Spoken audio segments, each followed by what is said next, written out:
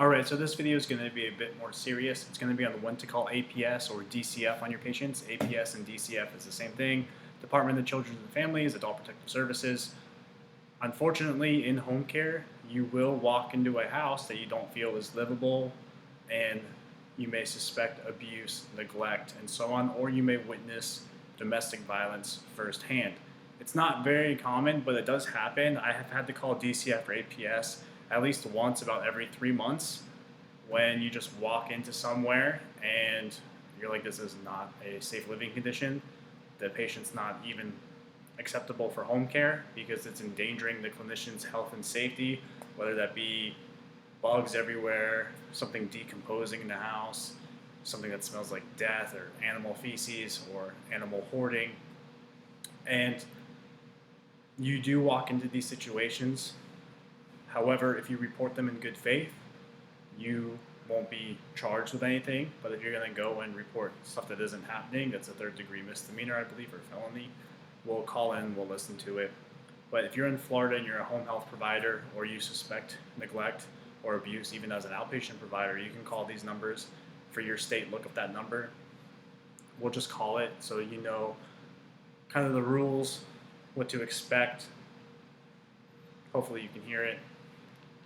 It's a call you never really want to make, but if you do make it, make sure you get whoever you talk to's badge number and you document it. This is the Department of Children and Families Florida Abuse Hotline.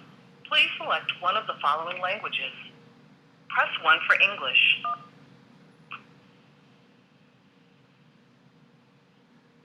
We are available 24 hours a day to assess reports of So yeah, make sure you get your agent's badge number.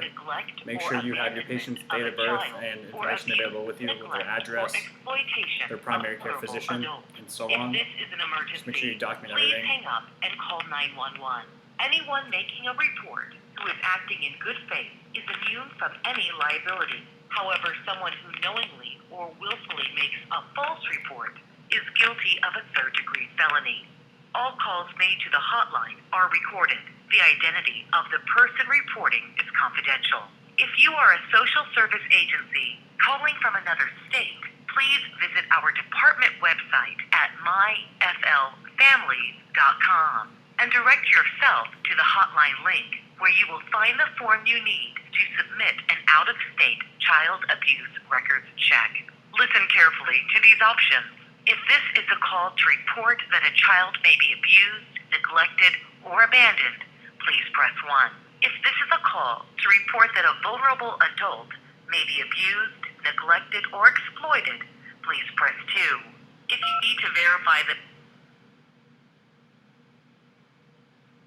your expected wait time is 11 minutes.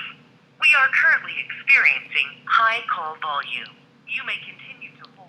So I'm going to wait on the phone for about 11 minutes to report this incident I walked into. Unfortunately, as I said, I do have to call this about once every 3 months, but it's better to report it and, have a patient die on you due to poor living conditions, due to neglect, due to domestic violence and abuse.